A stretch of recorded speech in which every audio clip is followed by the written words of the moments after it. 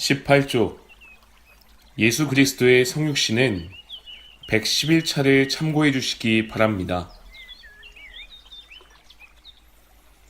구약 성경 전체에서 두 후손 간의 싸움을 찾을 수 있습니다.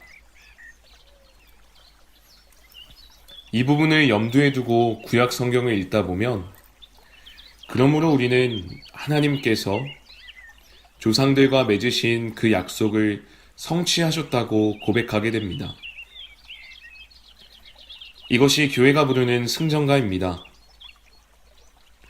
이 모든 공격들에도 불구하고 살인과 대량 학살이 벌어지는 가운데 하나님께서 자신의 약속을 성취하셨음이 얼마나 놀라운지요. 이것은 오직 삼위일체 하나님의 신실하심 때문입니다. 약속의 성취는 우리의 노력과는 아무런 상관이 없습니다. 오히려 우리는 주님께서 자신의 약속을 철회하실 만한 수많은 원인을 제공했습니다. 그러나 주님은 약속을 거두지 않으셨습니다. 하나님의 약속들은 그분의 영원하며 선하신 뜻의 표현이기 때문에 확실합니다. 에덴 동산의 문 곁에서 주어진 약속은 긴급 상황에 대응하기 위한 순간적인 조치가 아니었습니다. 그것은 하나님의 변하지 않는 계획이 충족된 사건이며 세상의 기초가 놓이기도 전에 결정된 것이고 삼위일체 하나님의 영원한 작정이 수행된 사건이었습니다. 주님께서 자신의 약속을 거두어 들이셨다면 자신의 작정까지 무효로 만드셔야 했을 것입니다.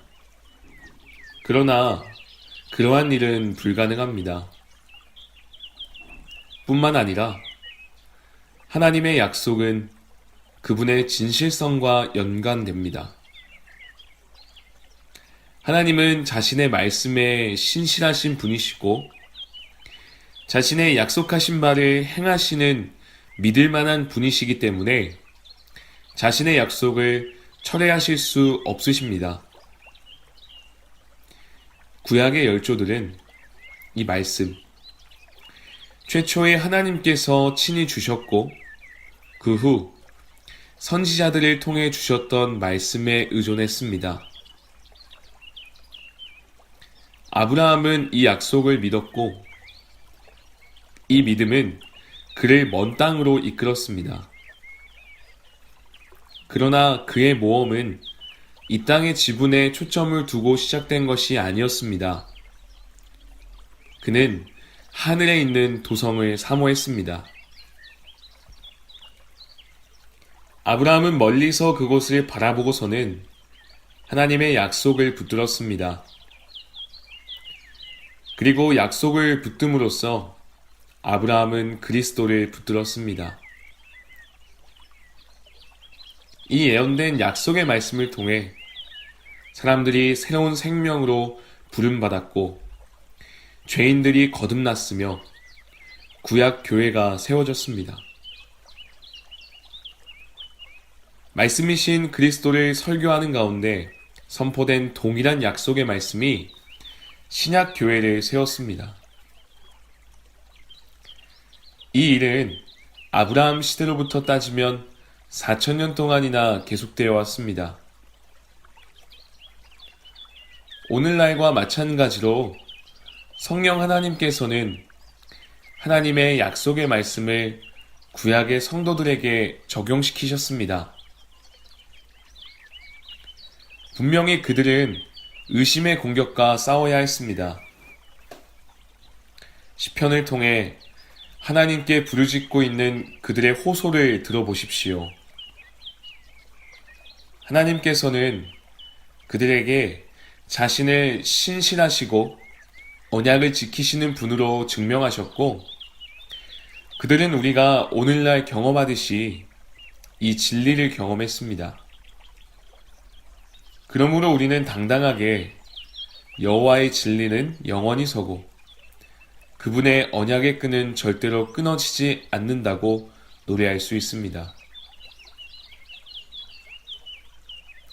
하나님의 신실하심이 이렇게 확실하다면 무엇이 문제가 됩니까?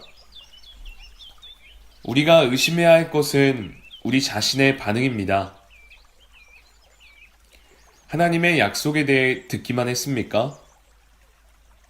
아니면 믿음으로 반응하여 자신을 하나님의 말씀에 내던지고 하나님의 약속만을 자신의 유일한 소망으로 붙들었습니까? 여러분 자신이 잃어버린 바 되었으며 죄의 노예인 것과 하나님의 약속이 없이는 스스로를 구원할 수 없다는 것을 알고 있습니까?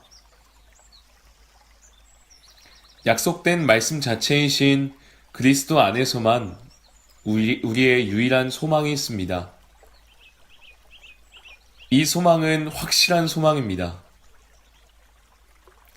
성부께서 이 약속을 주셨으며 성부께서는 항상 신실하시기 때문입니다. 성부께서는 우리의 구원을 간절히 원하셔서 자신의 유일하신 독생자를 세상에 보내셨고 세상은 악한 손들을 빌어 그분을 십자가에 못 박았습니다.